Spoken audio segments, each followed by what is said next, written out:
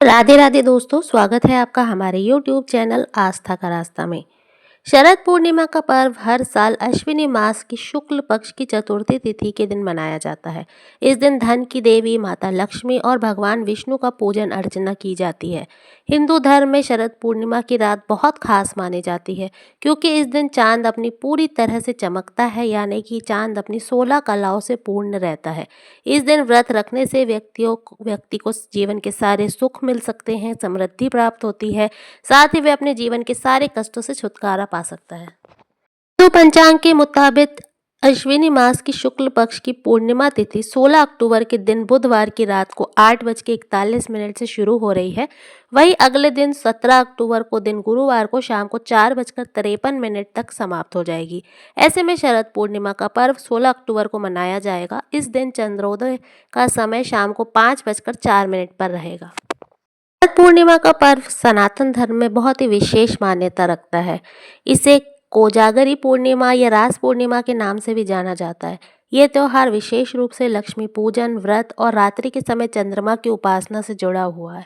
नारद पुराण के अनुसार प्रतिवर्ष किया जाने वाला यह व्रत लक्ष्मी जी को संतुष्ट करने वाला है। इससे प्रसन्न की हुई लक्ष्मी जी इस लोक में आपको सुख, समृद्धि और सौभाग्य की प्राप्ति करा देती है। इस दिन खीर को बनाने का, खीर को खाने का और खीर को चढ़ाने का विशेष महत्व होता है। शरद पूर्णिमा को भगवान श्री कृष्ण और गोपियों की रास लीला से भी जोड़ा जाता है। मान्यता है कि इस दिन भगवान श्री कृष्ण ने वृंदावन में गोपियों के साथ महारास लीला की थी, जिसे रास पूर्णिमा भी कहा जाता है। इस दिन चंद्रमा अपनी 16 कलाओं से पूर्ण होता है और उसकी किरणों में अमृतमयी वर्षा होती है। धार्मिक मान्यताओं के अनुसार शरद पूर्णिमा की रात को जागा जाता है, रात भर जागरण किया जाता है और इस दिन माता लक्ष्मी का स्वागत करने से रात को सुख और समृद्धि की प्राप्त होती है। खुले आसमान के नीचे खीर रखने की परंपरा का धार्मिक महत्व है। चंद्रमा की किरणों से खीर अमृतमयी हो जाती है, खीर में अमृत गिर जाता है, जिससे वह अधिक दिव्य और पौष्टिक हो जाती है। इसे प्रसाद के रूप में ग्रहण करने से स्वास्थ्य, समृद्धि, सुख, सौभाग्य में वृद्धि होती है। यह भी माना जाता है कि शरद पूर्णिमा की रात को माता लक्ष्मी पृथ्वी पर विचरण करती है और जो लोग जागरण करते रहते हैं और खीर का भोग लगाते हैं, माता लक्ष्मी उसके घर में वास करती है, वहां पर जाती है और उनको आशीर्वाद देती है। बात करते हैं शरद पूर्णिमा के उपाय के बारे में। आपको कौन कौन से उपाय शरद पूर्णिमा के दिन करने हैं? सबसे पहले यदि आपको धन की प्राप्ति करनी है तो आपको ये उपाय करना है।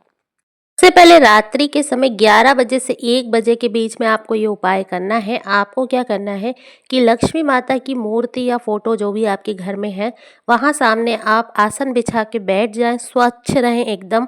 अगर हो सके तो नहा लें और सफ़ेद कपड़े पहन लें। उसके बाद दीपक जलाएं माता के सामने घी का। माता को आपको गुलाब के फूल या गुलाब के फूल से बनी हुई माला अर्पित करनी है। इसके साथ कोई भी सफ़ेद मिठाई आपको वहाँ पर चढ़ानी है और हाथ जोड़ के माता से प्रार्थना करनी है।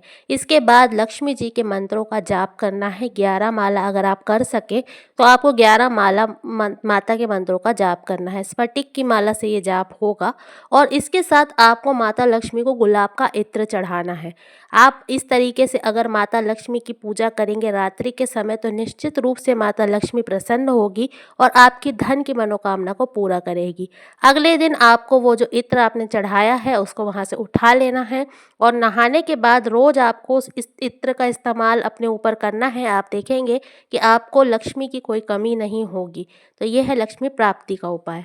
अगर आप इतना नहीं कर सकते तो आपको रात्रि के समय जैसे ही चंद्रोदय हो तो चंद्र को अर्घ देनी है और उसके बाद माता लक्ष्मी का, जैसे कि पहले आपने 11 से 1 के बीच में मैंने बताया, दीपक जला के और फूल चढ़ाने हैं। उसके बाद आप वहाँ पर श्री सूक्तम का पाठ कर लीजिए बैठ के, तो उससे भी माता लक्ष्मी प्रसन्न हो जाती हैं। शरद पूर्णिमा को साल भर की सबसे बड़ी पूर्णिमा कहा जाता है। इस दिन कुछ विशेष उपाय किए जाते हैं विशेष संकटों को टालने के लिए। तो यदि आपके ऊपर कोई बड़ा भारी सा संकट आन पड़ा है तो इस टाइम पे आप इस उपाय को कर सकते हैं। आपको हल्के गुनगुने पानी में चंदन का पाउडर मिलाना है और उसके बाद इस पानी से आपको स्नान कर लेना है। रात्रि के समय 9 बजे के आसपास आपको ये उपाय करना है और स्नान करके सफ़ेद कपड़े पहन लें। उसके बाद एक लोटे जल में सफ़ेद पुष्प डालें और ये जो जल है ये आपको चंद्रमा को चढ़ाना है, अर्घ्य देना है। और अर्घ्य देने के बाद आपको कमल गट्टे की माला लेनी है।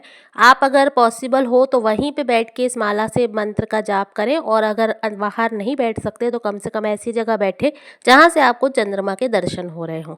और उसके बाद आपको कमल गट्टे की माला में मंत्र का जाप करना है। मंत्र है ओम चंद्राय नमः, ओम सोमाय नमः।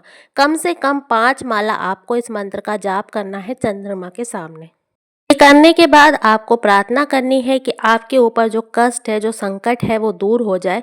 ये माला बहुत ही चमत्कारी हो जाती है, बहुत ही ज़्यादा पावरफुल हो जाती है। इस माला को अपने पास बहुत ही संभाल के रखिए, और अगले वर्ष जब शरद पूर्णिमा आए तब तक आपको इस माला को वैसे ही संभाल के रखना है। अगले वर्ष फिर से उसको आप इसी तरीके से मंत्र के द्वारा फिर से पवित्र कर लीजिए, तो वो फिर से वैसे ही चार्ज हो जाएगी। तो ये उपाय आपको करना है अगर आपके ऊपर कोई बड़ा भारी संकट चल रहा है तो। पूर्णिमा के दिन यदि आप व्रत नहीं कर सकते तो कम से कम इतना उपाय आपको करना है कि शाम के समय, रात के समय चंद्रमा को अर्घ देनी है। सुबह के समय पूजा के बाद सत्यनारायण भगवान की कथा करनी है, और शाम के समय, रात के समय श्री सूक्तम का पाठ करना है। लक्ष्मी नारायण की जितनी अधिक इस दिन पूजा की जाए उतनी ज़्यादा प्रसन्नता, सुख, धन, वैभव आपको प्राप्त हो सकता है। इसके साथ दान का बहुत अधिक महत्व होता है। शरद पूर्णिमा के दिन या किसी भी पूर्णिमा के दिन दान का महत्व होता है, पर इस दिन ये बहुत ही ज़्यादा बढ़ जाता है। तो इस दिन गरीबों को, ज़रूरतमंदों को अपनी सामर्थ्य के अनुसार दान ज़रूर देना चाहिए। इस दिन शरद पूर्णिमा के दिन मान्यता है कि अगर आपको हनुमान जी की कृपा प्राप्त करनी है तो उनके मंदिर में जाके चौमुखी दीपक जरूर जलाना चाहिए। उससे हनुमान जी भी बड़े प्रसन्न होते हैं और आप पर कृपा करते हैं। पूर्णिमा के दिन खीर बनाकर खीर को बाहर खुले में रख दिया जाता है, चंद्रमा के प्रकाश के नीचे। अगर आपका सामर्थ्य है तो इस खीर को आप चांदी के बर्तन में रखें, उससे इसका प्रताप, इसका पावर और ज़्यादा बढ़ जाएगा। लेकिन अगर आपके पास चांदी का बर्तन नहीं है तो आप चांदी का एक सिक्का इस खीर में डाल के रख दें, और वो भी नहीं है तो सादे आप किसी बर्तन में इस खीर को रख सकते हैं। रात भर के लिए इसको रख दें, उसके बाद इसको ऊपर से ढक दें, और उसके बाद इसको इसी तरीके से छोड़ दें। अगले दिन प्रसाद के रूप में आपको और आपके परिवार को इसको खाना चाहिए। इस दिन अमृत की वर्षा होती है। जो भी इस खीर का सेवन करता है उसको सुख, सौभाग्य और आरोग्य प्राप्त होता है। लेकिन अगर किसी कारणवश आप रात भर के लिए खीर को नहीं रख सकते, क्योंकि आजकल तो फ्लैट होते हैं, लोगों के छत नहीं होते, तो आप क्या करें कि कम से कम 10 से 15 मिनट खीर को चंद्रमा के सामने रखें और वहीं बैठे रहें। बैठे बैठे आप लक्ष्मी माता के, नारायण जी के मंत्रों का जाप करते रहें, और उसके बाद उसको उठा के ले आएँ, परंतु उसको रात भर के लिए अपने किचन में रख दें। और उसके बाद अगले दिन जैसे आपको प्रसाद मैंने बताया वैसे ही ग्रहण करें प्रसाद के रूप में। अगर आपके घर के अंदर चाँद दिख रहा है तो ज़रूरी नहीं है कि आप खुला करके रखें। चाँद के सामने इसको ढक कर भी घर के अंदर रख सकते हैं, पर थोड़ी देर के लिए इसको चाँद के प्रकाश में खुला करके ज़रूर रखें। तो बात थी शरद पूर्णिमा के दिन क्या करना चाहिए। अब बात करते हैं कि शरद पूर्णिमा के दिन क्या नहीं करना चाहिए। तो सबसे पहले इस दिन तामसिक भोजन नहीं करना चाहिए, मांस मदिरा का सेवन नहीं करना चाहिए। इस दिन काले रंगों को इग्नोर करें, काले रंग के वस्त्र इस दिन बिल्कुल भी ना पहने। किसी भी तरीके के वाद विवाद, लड़ाई झगड़े, इन सब से इस दिन बचना चाहिए। और इसके साथ आपको अधिक से अधिक दान करना चाहिए। किसी से पैसे या कुछ भी उधारी लेना नहीं चाहिए, बल्कि इस दिन देना चाहिए। ये कुछ बातें हैं जिसका अगर आप ध्यान रखेंगे तो शरद पूर्णिमा के दिन आप अपनी अधिक से अधिक लाभ पा सकते हैं और अपनी कोई भी मनोकामना को पूर्ण कर सकते हैं। माता लक्ष्मी और श्री हरि नारायण की कृपा प्राप्त कर सकते हैं। तो ये थी शरद पूर्णिमा से जुड़ी हुई कुछ विशेष जानकारी। उम्मीद है कि आपको ये जानकारी पसंद आई होगी। पसंद आ गई है तो वीडियो को लाइक कर दीजिए। अभी तक चैनल को सब्सक्राइब नहीं किया है तो हमारे चैनल को सब्सक्राइब कर दें, और कमेंट में राधे राधे ज़रूर लिखें। धन्यवाद।